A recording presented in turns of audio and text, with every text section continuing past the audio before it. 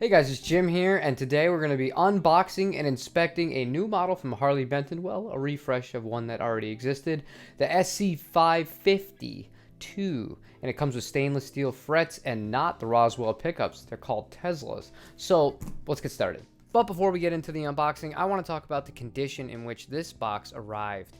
Now, I'm somebody that buys and sells guitars, and if I was the one that did this tape job on this guitar, I would be pretty embarrassed. I have to say it. Tolman normally is pretty good. All the staples, save for two, have come out. I'll show you the other side where there's obviously some of this is on UPS, and you guys know I don't really care for UPS, but you have to consider when you spend a lot of money, and to some people, you know, your budget is going to vary, but this might be a lot of money to somebody. And when you see the box show up like this, it doesn't make you feel great inside that the people actually really care about the product that's inside of it, whether that is the original shipper or the people that are delivering it, which is UPS. So that's a bummer. But with that out of the way, let's see what the guitar itself looks like. All right, now we have our typical wedge. This one is pretty secure. Now, if they did the same taping job that they did on the wedge on the other boxing, I would have had no complaints. See, taped all the way around, taped very securely, not like the main box. So let's have a look. And this is it. I gotta say, that's a looker. It looks really good. Feels a little bit heavier than the last Harley Benton single cut that I had. Okay, so on first look here, everything looks really, really, really good. This might be the best one that I've gotten in as far as quality control and details out of any of them. Let me feel the fret edges on this. These are big frets. Yeah, maybe smooth out the frets a little bit. I can do it on my own, but overall, they don't feel too rough. Very, very, very acceptable job. I like it a lot. The stainless steel, I'm really excited about that. I've never had a guitar with stainless steel frets. We'll see if it actually means anything in the long run or not. Now, as far as the hardware goes, there's not a single scratch on any of this. That's very good. When I had the HB35 Plus, there were some scratches on that. There was also a lot of light surface scratches on the body of that instrument, which you couldn't tell from far away, but the closer you got, the more you'd recognize it. But this guy,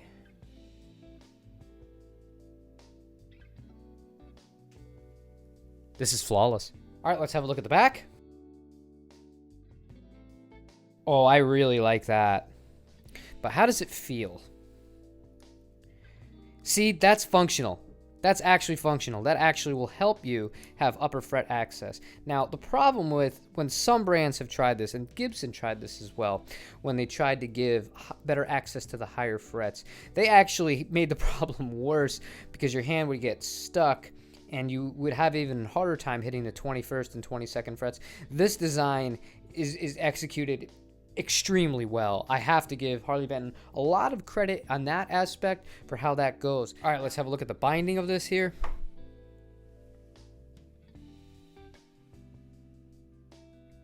This is a very good job. This guitar is clean, man. And again, look at that top. Gorgeous. Binding, switch to the other side. Continue on.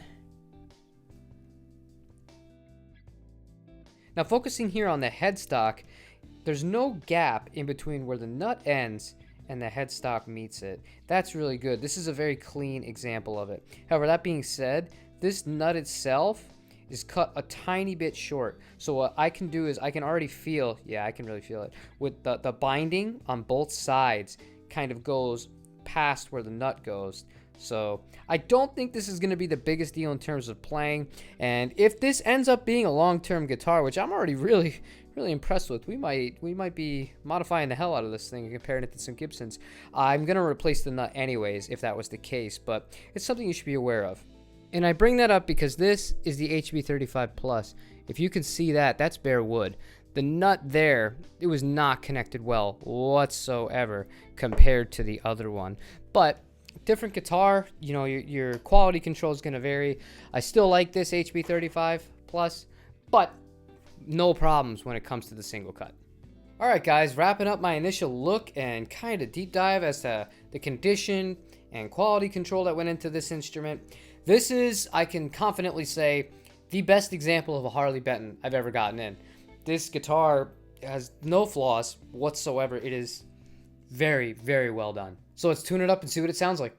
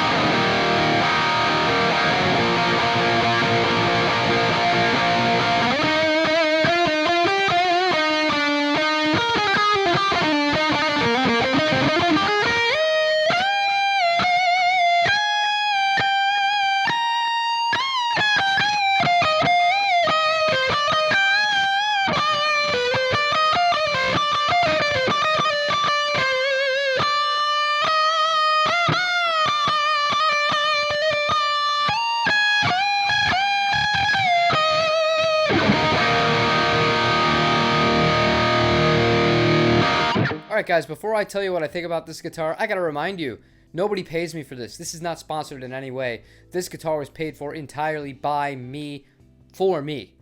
So with that in mind, this is by far the best Harley Benton I've ever played, and it's not close. This is so much better than the HB35 Plus that I was laughing in the middle of playing it, because normally my hands with cheaper guitars, or guitars in this price range rather, because of the way the frets are, they'll start to get tired pretty quick because they can be a little bit rough. This guitar is a joke. This guitar with these stainless steel frets, they did such a good job finishing this. This guitar, I could keep playing for hours. I demoed this guitar before I even started to really record. I was playing through the orange. I was having so much fun. I lost track of time. I played for 2 hours before I actually turned the camera on just to do some basic sound samples so you guys could hear what this guitar is all about. And I mean it. This guitar is great. This guitar isn't great for a $300 guitar. This guitar is just a really good guitar. And before we get too carried away here, I did just get in a $4,000 Gibson. And is this anywhere near as good as that? No, guys, no. You can't expect that level of quality. But what you can expect from this guitar is this is no bullshit. This guitar doesn't have any coil splits. I like these new pickups a lot better than I like the Roswells, me personally. I've never really gotten along with the Roswells long term. And these ones, they have a little bit more clarity to it. And on the last example where there was really heavy gain, before I went into the solo, I chose the Soldano because I wanted to see if the notes would articulate still. And they did a pretty good job. Granted, they're not as good as the PRS or not as good as, you know, the higher end Gibsons that I'm used to playing, but when you consider that this is $300, the thing stayed in tune awesome. I barely had to tune it. It's effortless to play. The fretwork is really good. No rough fret edges. This is an absolute winner, and I can't stress it enough. This is the best Harley Benton I've ever played. As far as cons of the guitar, I really can't think of any. Maybe a better nut. Outside of that, the guitar's tuners were fine. The bridge was fine. The electronics didn't have any kind of scratch or any problems whatsoever in terms of quality. Feels good. My hands just, no, gig bag. That's about it.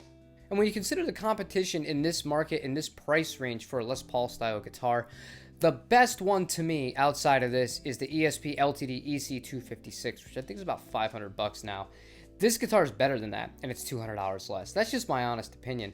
Yes, this guitar doesn't have the coil splits that the EC256 does, but I kind of like that this guitar is just straight up, man. This guitar is just a rock machine, but when I was playing a little bit of those jazzy phrases earlier, I wanted to show that it can do that too. These pickups are definitely better than the Roswells. Can't say it again. And it's funny because I was not in the best mood when I saw the condition that this box was in holding the guitar when it arrived. And after unboxing it, giving it my once over, saying, well, there's no real quality control issues, and then playing it, the most important thing of all, I am delighted with this instrument, and I absolutely recommend that you check one of these out.